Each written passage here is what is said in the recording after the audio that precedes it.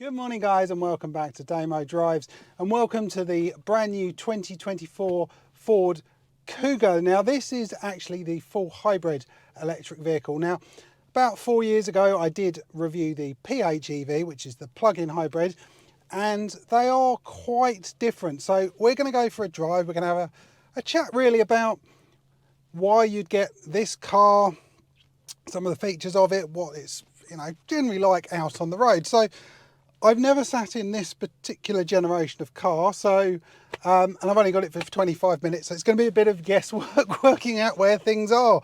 So, start button, I'm guessing is there. Well, it's got start written on it. That's often a very good indication. We've got a head-up display that's just appeared. Rotary dial down here, so we'll go around to D. And that, I believe, is that. So let's head on off. It started off in electric to get me going, and then it will kick over to petrol. So what exactly is this car? Well, let's make sure that Porsche doesn't crash into me. That would be interesting. So it's got 183 brake horsepower. We'll do about 47 miles to the gallon. So that's the important thing. 0 to 60 doesn't really, I think this sort of car, it doesn't matter too much. It's plenty quick enough to get out of junctions. It's a good size family SUV.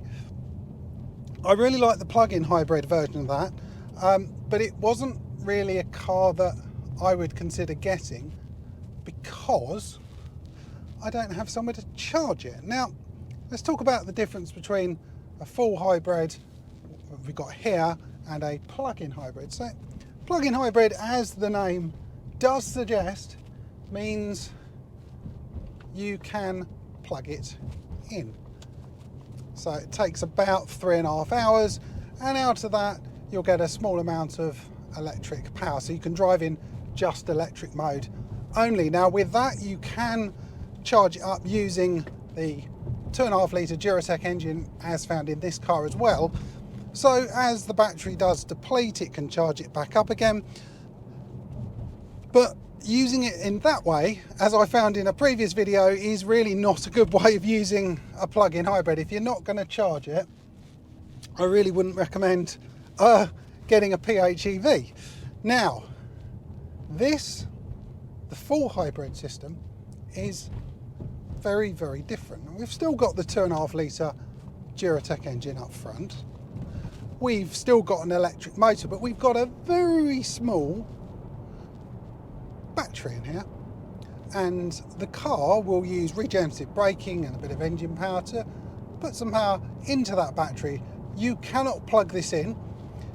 You can't choose to run it on just electric power.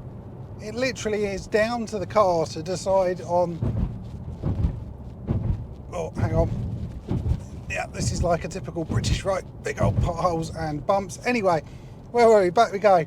Yeah, so the car itself chooses what mode you should be in. So generally with the electric motor, they will use it to like get away from traffic, or if you need a slight boost in power, it will kick in. So if you are sitting in, like a traffic jam on the M25, which is highly likely, you could crawl along for like half a mile, this little stop start, and it would choose just to use the electric motor in the car. And then as soon as you got going, I think above sort of 20 mile an hour or so, the petrol kicks in, and then it goes over to using that in a normal way. So if you're not going to charge your car, or you don't have anywhere to do it, then this is a better option. It gives you better fuel consumption. I think it's actually slightly cheaper than a PHEV, I think. Apologies if I'm wrong about that, but I'm pretty sure it is because of the batteries in here. But you get all of the benefits of the Ford Kuga. There's a great amount of boot space. There's loads of room in the back for family or kids or whatever. the seats actually move forward, so if you do need a bit more boot space but still need to have people in the back, you've got that option. It's a really versatile car. I mean, inside we've got this huge touchscreen, I mean, sort of stuck on the dash. It's either two options with most cars nowadays. It's either stuck on the dash or integrated. It's fine. I mean, you've got Apple CarPlay, Android Auto, all of the things that you'd expect to have on a modern car. Up front, the digital cockpit, you can customise that, which is quite cool. So I'm just going to leave it as it is at the moment, just with speed. Over on the left I can see how much power it's using, whether it's using battery or whether it's using petrol, whether it's charging, so that's pretty cool. You can change it over here somewhere. I really should have looked before heading out where that option was. Now we're going to head out onto the high speed bowl so we can go a bit quicker and get an idea of what this is like at more like motorway speeds, because we're not going to be driving around nice little country road like we had back there. It's probably going to be sitting on motorways. I know they're not very exciting, but you want to see if it's fine just cruising along at 70 mile an hour, wind noise and stuff like that. So we're going to get up to speed. So the electric motor and petrol's all kicking in there. We'll get up to 70 miles an hour. There we go. So we're sitting at 70, and I'm going to be quiet for a minute.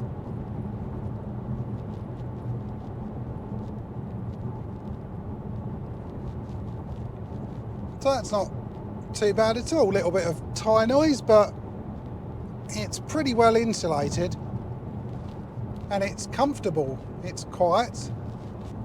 So I like this. This is really good.